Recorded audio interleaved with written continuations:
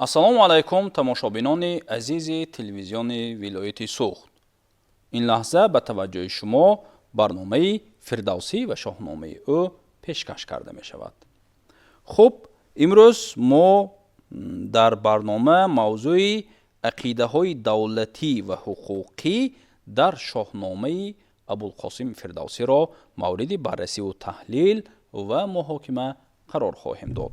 ва бо ин мақсад меҳмони барномаи имрӯзии мо ҳастанд Дониш Маюнусов, декани факултети сиёсатшиносӣ ва муносибатҳои байналхалқии Донишгоҳи давлатии ҳуқуқ, бизнес ва сиёсати Тоҷикистон. устод, мо шуморо ба барномаи фирдавсӣ ва шоҳномаи ӯ хушомадед мегӯем.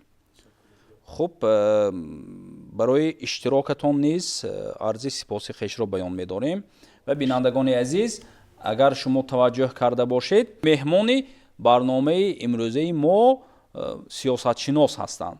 яъне шояд саволе ба миён омада бошад ки сиёсатшинос, шоҳнома, сиёсат, ҳуқуқ бо шоҳнома чӣ вобастагӣ дорад, чӣ алоқамандӣ дорад? Албатта ки дорад.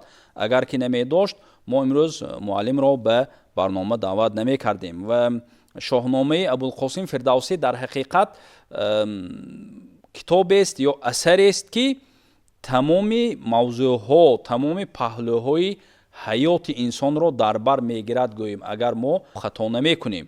ва дар шоҳнома вобаста ба ҳуқуқи башар, дар шоҳнома вобаста ба давлатдории ҳуқуқ бисёр суханҳо гуфта шудааст ки албатта имрӯз меҳмони барнома ба шумо ана ҳамин мавзӯъро шарҳ медиҳанд ва аз он шумо барои худ маълумоти кофӣ гирифта метавонед.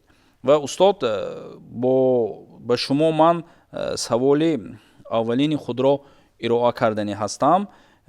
умуман дар бораи шоҳнома ва арзишҳои он ман мехоҳам шумо ҳамчун сиёсатшинос баҳо медодед. бисёр саволи ба маврид аст. ҳақиқатан имрӯз шоҳнома яке аз китобҳои бояд саримизии ҳар як хонаводаи тоҷику тоҷикистониён бошад. беҳуда нест ки номзади илмҳои филологӣ, шоҳномашиноси машҳур Ҷамолиддин Саидзода барҳақ мегӯяд ки шоҳномаи безаволи Абулқосим Фирдавсӣ ин гимни мардуми эрони нажод, хостан мардуми тоҷику тоҷикистониён аст ки баёнгари рӯҳи бузурги эронӣ, китоби хештаншиносӣ ва худогоҳӣ, ватанпарварӣ, далериву ҷавонмардии ақвоми ориёӣ аст. бесабаб нест ки маҳз бо ин бузургу шаҳомати хоса доштани ин китоби безаволи шоҳнома ҷиҳати хештаншиносӣ ва худогоҳии миллии тоҷиконро ба инобат гирифта, пешвои муаззами миллат, президенти ҷумҳурии Тоҷикистон муҳтарам Эмомалӣ Раҳмон дар суханронияшон ба симпозиуми байналмилалии Бобоҷон Ғафуров, бузургтарин муҳаққиқ ва муаррифгари таърихи халқи тоҷик, ки ба муносибати гиромидошти 115-солагии аллома академик Бобоҷон Ғафуров дар шаҳри Душанбеи санаи 5 декабри соли 2023 баргузор гардид, эълон намуданд ки китоби шоҳномаи безаволи Абулқосим Фирдавсӣ аз фонди захиравии худи президенти мамлакат чоп карда шуда ба ҳар як хонаводаи тоҷик тақдим карда шавад, ки ин ҳадаф ва моҳияти пешвои муаззами миллат нест, ба ҳар як мардуми тоҷику тоҷикистонӣ ошно намудани шоҳнома ва аз арзишҳо ва он ҳикоёт ва он қаҳрамониҳое ки дар ин асари безавол зикр кардааст, шиносоӣ пайдо намудан аст. шоҳномаи Абулқосим Фирдавсӣ яке аз муҳимтарин осори ҳамосаи адабиёти ҷаҳон ва насли оянда аз тамаддуни гузашта робитаи пойдорро фароҳам овардааст. ин асари гаронбаҳо на танҳо таърихи қаҳрамонон ва подшоҳони Эрон заминро нақл мекунад, балки тавассути забони шоирона ва масъалаҳои амиқи ахлоқӣ, иҷтимоӣ, ҳуқуқӣ, сиёсӣ ва давлатдорию давлатсозиро низ баррасӣ менамояд.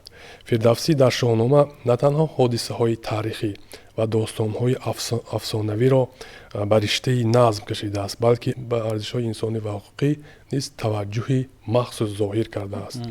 Ин мафҳумҳо, ки реша дар фарҳанг ва ҷаҳонбинии даврони бостонӣ доранд, ба таври равшан ва ҳикояҳои гуногун, ки дар шоҳнома зоҳир мегардад, аз ҷумла мафҳумҳои адолат, ҳуқуқ, қонун, ҷазо, додхоҳӣ, ватанпарастӣ, озодӣ ва рукнҳои асосии сохторҳои иҷтимоӣ ва ҳокимият баён шуда, ки муҳимияти онро барои пойдории ҷомеа ва барои наслҳои оянда нишонгар аст.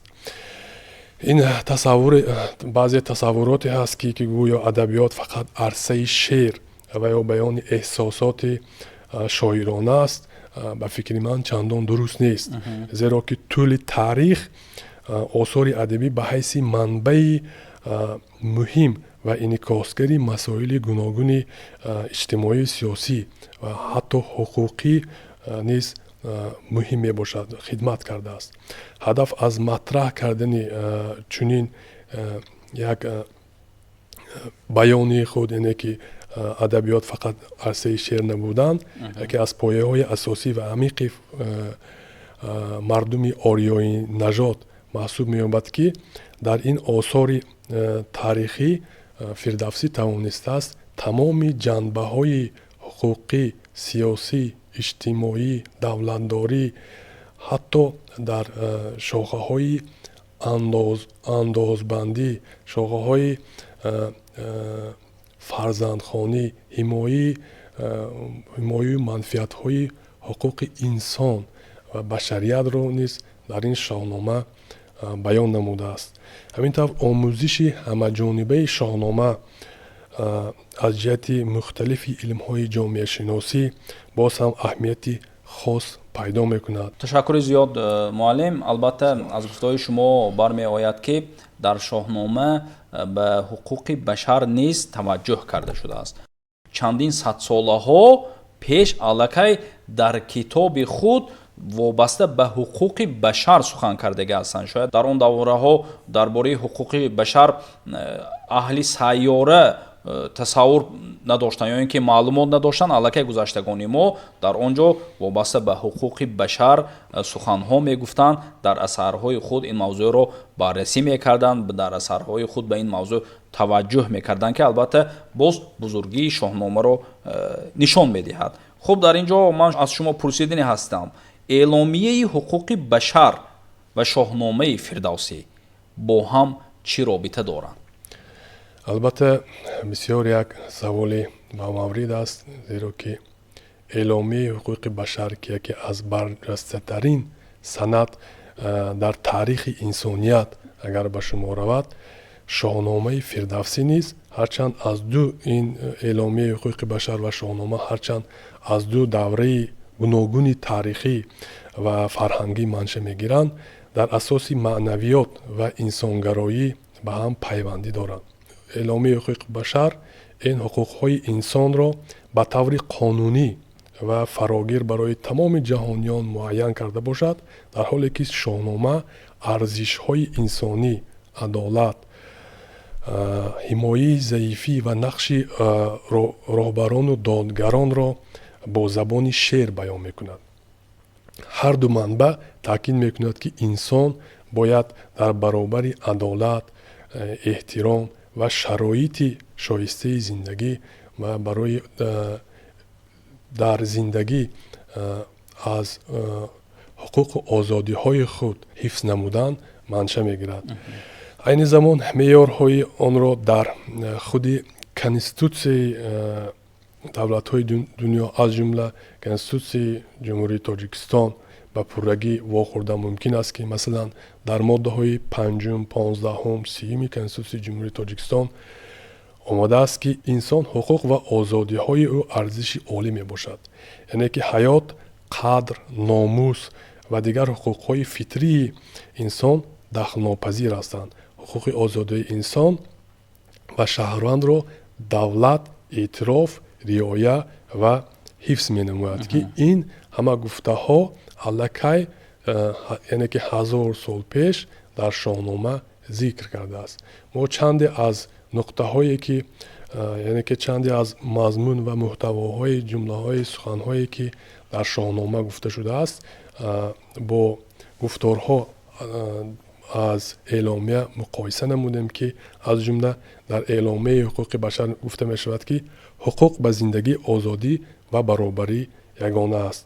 яъне ки дар шоҳнома худи ҳамин мафҳум чунин баён ёфтааст ки баробарии инсонҳо ва ҳимояи мардум аз зулм пешгирӣ карда мешавад. ё ки маънии дигар маънии шиканҷа ва муносибати беинсофона агар эъломияи ҳуқуқи башар омада бошад, дар шоҳнома ҳамин маънии таъкидҳои шоҳони додгар ки зидди зулм амал мекарданд. яъне ки дар шоҳнома ки худи номи китоб низ асар низ шоҳнома аст, бештар фирдавсӣ аз он корнамоиҳо, он ҳуқуқу сиёсату давлатдориву инсонпарварии раиятпарварии шоҳонро дар он ҷо дарк кардааст, бештар аз мисолҳое ки он дар шоҳнома оварда шудааст такя ба шоҳони шоҳнома нигаронда шудааст. ё ки дар эъломияи ҳуқуқи башар гуфта мешавад ки ҳар як шахс ҳуқуқ ба таҳсил ва рушди худро доранд. ин нуқта худи дар шоҳнома низ ба чунин маъно омадааст ки таъкиди донишомӯзӣ, доноӣ ва хирад дар шоҳон пешниҳод карда мешавад. ё ки маънии дигар ҳуқуқ ба шароити шоистаи зиндагӣ. агар дар эъломияи имрӯза дида шавад, ҳамин маънӣ дар шоҳномаи абулқосим фирдавсӣ ба чунин маънӣ омадааст ки обод кардани заминҳо ва ҳимояи зиндагии мардум бояд дар сатҳи аввал истад. яъне ки он ҳуқуқ ва қонунҳое ки имрӯз дар эъломияи умумии ҳуқуқи башар, чуно ки мо гуфтем, ин як санади барҷастатарин барои ҳифзу гиромидошти ҳуқуқи инсоният мебошад, гуфта шудааст, ин нуқтаҳо аллакай дар шоҳнома аз ҷониби абулқосим фирдавсӣ зикр гардидааст. ҳарду манбаъ ҳарчанд аз замон ва шароити мухталифи таърихӣ бархостаанд, ҳамкории амиқе дар таъкид ва арзишҳои инсонӣ ва ҳуқуқи башарӣ ва баёни инсонӣ дарак медиҳанд. ҳам дар эъломия ва ҳам дар шоҳнома адолат ва озодӣ ҳамчун заминаи зиндагии шоиста ба ҳуқуқи инсон барои зиндагӣ кардан ва барои пеш бурдани ҳаёту маънавиёти худ мебошад. хуб, ташаккури зиёд устод. саволи дигари ман чунин аст: аҳамияти шоҳномаи фирдавсӣ дар ташриҳи ислоҳоти демократия ва ҳуқуқи башар дар чист? албатта шоҳномаи безаволи абулқосим фирдавсӣ як баҳри дамони сухану маърифат аст ки ҳар ғаввос ё ки ғаввоскунанда ӯ ҷӯяндаи дурдонаҳои фазлу ҳикмат аз ин муҳити беканори санъати суханварӣ барои хеш гавҳари ноаёнро пайдо мекунад. шоҳнома аз ҷиҳати арзиши бадеии худ дар радифи барҷастатарин асарҳои ҳамосаи адабиёти ҷаҳон қарор гирифтааст.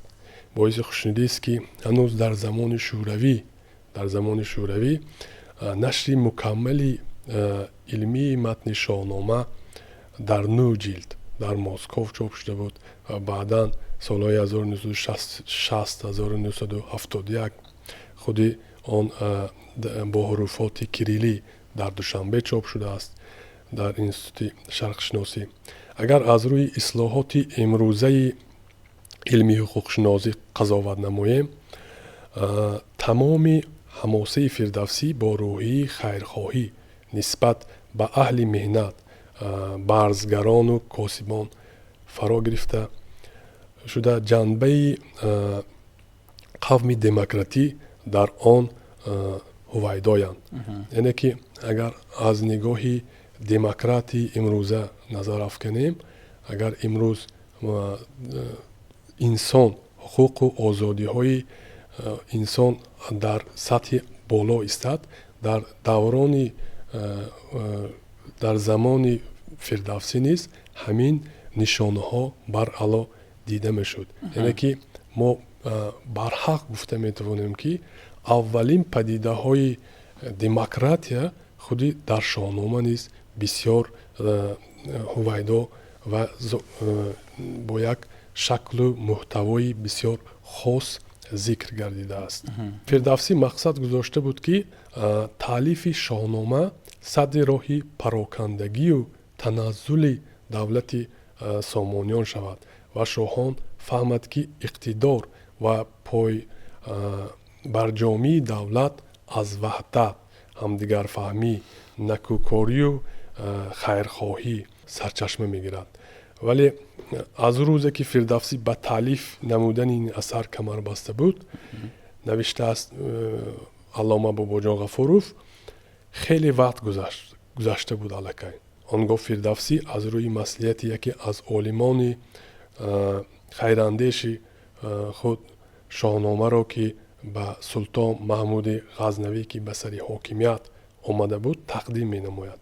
бобоҷон ғафуров дар ин ҷо тазод аз рӯҳии адолату зулмро ки ду истилоҳи қавии ҳуқуқиянд дар муносибати фирдавсию султон Маҳмуди Ғазнавӣ хеле возеҳу равшан ва муътамад баррасӣ намуда, сабаби аз тарафи султон Маҳмуд пазирифта нашудани шоҳномаро ба таври зайл баён менамояд. чуноне ки бобоҷон ғафуров зикр кардааст, лекин Маҳмуд ин тӯҳфаи шоиронаро рад кард ки чунон ки нақл мекунад, ҳатто шоирро аз сабаби тасвир намудани қаҳрамонон ва подшоҳони пеш аз ислом ба кофирӣ айбдор намуда бифармуд ки зери пои штурон андозанд, дар ҷое зери пои филон омадааст.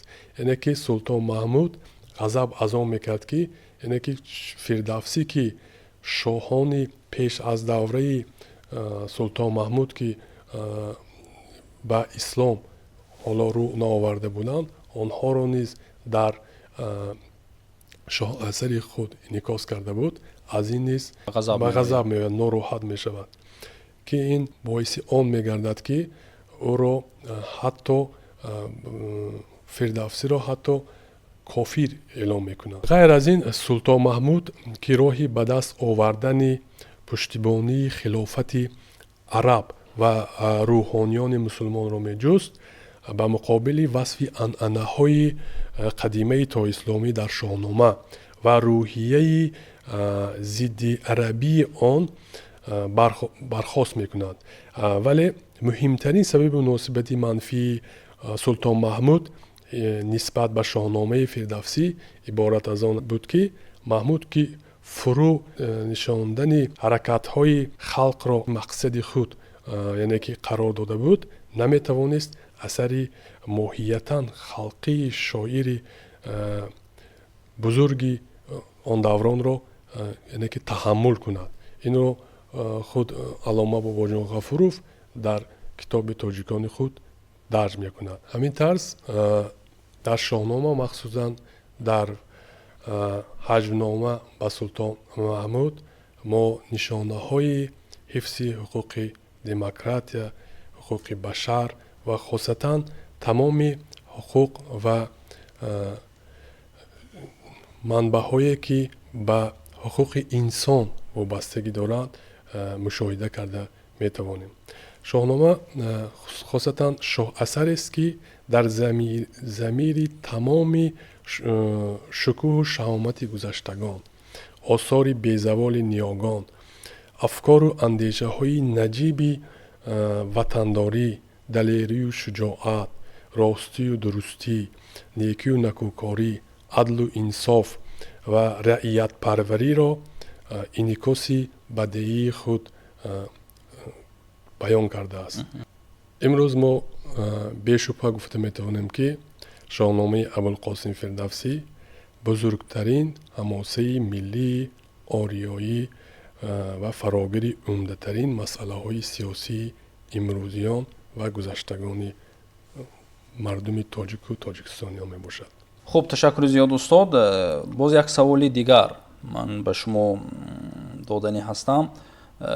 لطفاً می گفتید که اهمیتی شاهنامه در واکنش سرنوشت مردمان آریان نژاد در چیست؟